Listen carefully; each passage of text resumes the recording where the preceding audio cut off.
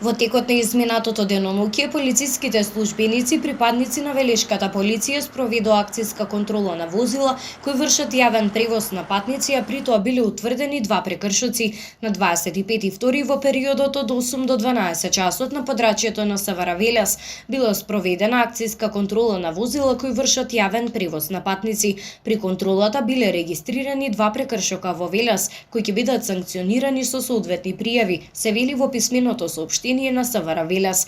Инаку на последната владина седница беше прифатен предлогот на општините, а и дозволата на Комисијата за заразни болести за проширување на капацитетите на патници на јавниот превоз од 50 на 75%. Владата ја прифати согласноста на Комисијата за заразни болести на барањето на група општински и меѓуопштински превозници за зголемување на дозволениот број патници од 50% на 75% од вкупниот капацитет во превозните средства утврдени со закон за оваа намена.